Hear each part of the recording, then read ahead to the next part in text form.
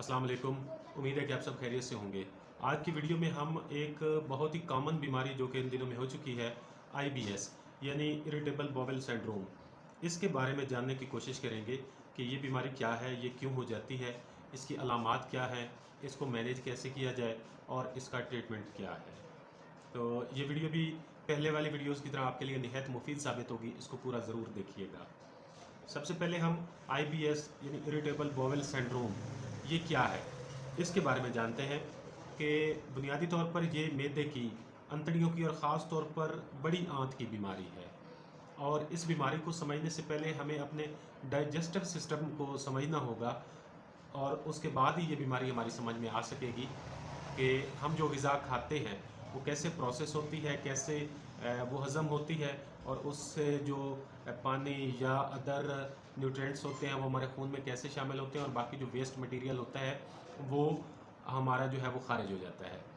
तो हमारा जो डाइजेस्टिव सिस्टम है, जो ग़िज़ा हम खाते हैं वो हमारी ग़िज़ा की नाली यानी एसोफेगस के ज़रिए वो मैदे में जाती है और मैदे से फिर वो छोटी आंत में जाती है।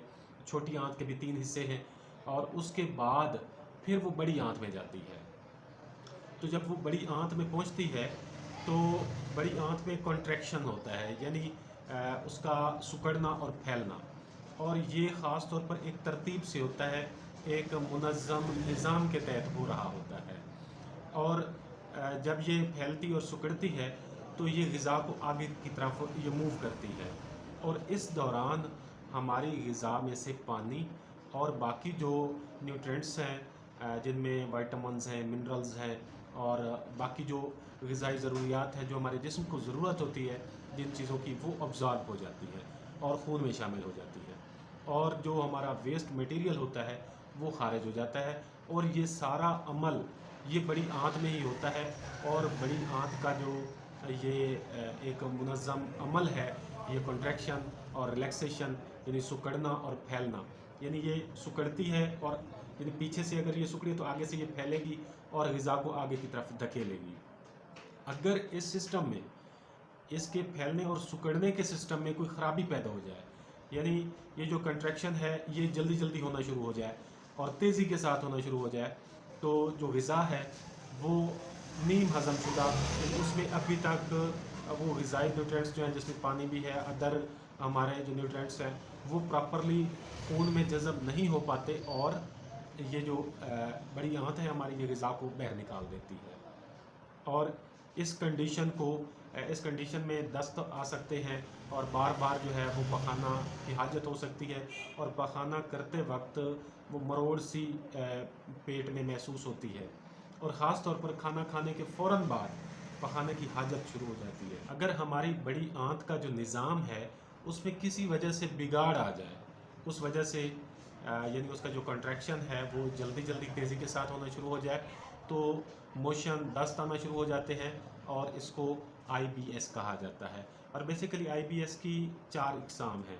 एक तो आईबीएस डी है, यानी आईबीएस विद डायरिया, और इस आईबीएस के साथ डायरिया होता है और इसमें जो हमारी बड़ी आंत का जो कॉन्ट्रैक्शन है वो तेज़ हो जाता है। और जो दूसरी किस्म है आईबीएस की वो आईबीएस सी है, यानी आईबीएस विद कॉन्स्टिपेशन। और इस आईबीएस में हमारे जो बड़ी आंत का सिस्टम है, जो कॉन्ट्रैक्शन का सिस्टम है, वो स्लो हो जाता है और इतना स्लो हो जाता है कि पानी, जो हमारे ग़िज़ा में पानी होता है वो बहुत ज़्यादा मिकदार में वो जज़ब कर लिया जाता है और जो बाकी वेस्ट मटेरियल है वो बिल्कुल खुश्क और सख्त हो जाता है और इस सूरत में इंसान को कब्ज़ हो जाती है और 2-2, 3-3 दिन तक पखाने की हाजत भी नहीं होती और ऐसी कंडीशन को आईबीएस डी कहा जाता है। और जो तीसरी किस्म है वो आईबीएस सी एंड डी है, यानी इसको आईबीएस मिक्स भी कहा जाता है और इसमें कभी दस्त तो कभी कॉन्स्टिपेशन, यानी ये कभी जो हमारी आंत है उसका जो कॉन्ट्रैक्शन है वो बढ़ जाता है और कभी बिल्कुल स्लो हो जाता है। बढ़ जाने की सूरत में मोशन शुरू हो जाते हैं और कम होने की सूरत में कॉन्स्टिपेशन हो जाती है, यानी कब्ज़ हो जाती है। और जो इसकी चौथी किस्म है वो अननोन है, किसी भी अननोन रीज़न की वजह से आईबीएस हो सकता है। तो उम्मीद है कि आप आईबीएस को अच्छी तरह से समझ चुके होंगे कि इसका जो हमारा अंतड़ियों का जो मैकेनिज़्म है उसमें अगर बिगाड़ आ जाए किसी भी वजह से और उनका जो सिस्टम है वो प्रॉपर वर्क ना कर रहा हो, तो ऐसी कंडीशन में आईबीएस हो सकता है। यानी उसमें मोशन भी आ सकते हैं, उसमें कॉन्स्टिपेशन भी हो सकती है। मोशन और कॉन्स्टिपेशन ये दोनों भी कंडीशंस हो सकती है। और इसकी अलामात क्या होती हैं? इसकी अलामात में मेन अलामत ये है कि पेट में दर्द होता है, और ख़ास तौर पर पेट के निचले हिस्से में दर्द होता है, यानी नाफ के नीचे दर्द होता है और नाफ वाले एरिया में भी दर्द होता है। और इसके बाद जो इसकी दूसरी अलामत है वो ये है कि पेट में मरोड़ उठते हैं और बार बार पखाने की हाजत होती है, और पखाना जो है उसमें म्यूकस ज़्यादा आता है। और इसके अलावा मोशन भी आ सकते हैं, कॉन्स्टिपेशन भी हो सकती है, और इंसान को ऑल टाइम ये फील होता है कि उसका पेट में बहुत ज़्यादा गैस है, उसका पेट फूला हुआ है और उसका जो डाइजेस्टिव सिस्टम है वो ख़राब हो चुका है और उसकी ग़िज़ा जो है वो प्रॉपर हज़म नहीं हो रही। और अगर ये हालत, ये कंडीशन ज़्यादा दिनों तक रहे तो इंसान का वेट कम होना शुरू हो जाता है, चूँकि उसकी जो ग़िज़ा है वो गैर हज़म शुदा वो खारिज होती रहती है, और जिस्म को जो प्रॉपर न्यूट्रिएंट्स और पानी चाहिए होता है वो ग़िज़ा से अब्ज़ॉर्ब नहीं हो पाता। इस वजह से वेट लॉस भी होता है और इंसान कमज़ोर हो जाता है। बात करते हैं कि इसको मैनेज कैसे किया जाए। ये जितनी भी अलामात हैं या जो कंडीशंस हैं जो मैंने आपको बताई हैं, अगर आप इनको फेस कर रहे हैं तो यकीनी तौर पर आप आईबीएस में मुब्तला हो चुके हैं। और इसको मैनेज करने के लिए आपको अपना डाइटरी प्लान जो है वो बनाना पड़ेगा, और ख़ास तौर पर जो डेयरी प्रोडक्ट्स हैं जिनमें दूध है, मक्खन है और दही वगैरह है, और ये आपको बिल्कुल ही बंद कर देनी चाहिए आईबीएस की कंडीशन में। और इसके अलावा आपको जो रूटीन की फूड्स हैं जैसे सब्ज़ियां हैं, फल और इसके अलावा सलाद वगैरह, तो वो आप ज़्यादा से ज़्यादा इस्तेमाल करें। और इसके अलावा फ़ाइबर्स की मिकदार जो है वो अपनी डाइट में आप ज़्यादा कर लें, और इससे आपको बहुत ज़्यादा फ़ायदा होगा।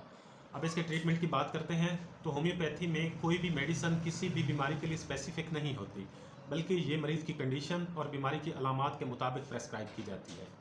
अगर आप मैदे की किसी भी बीमारी में मुब्तला हैं और अपना इलाज करवाना चाहते हैं तो किसी भी अच्छे होम्योपैथ को अप्रोच कर सकते हैं। मज़ीद किसी भी किस्म की इंफॉर्मेशन या अपॉइंटमेंट लेने के लिए आप दिए गए एड्रेस पर मेल कर सकते हैं। शुक्रिया। अल्लाह हाफ़िज़।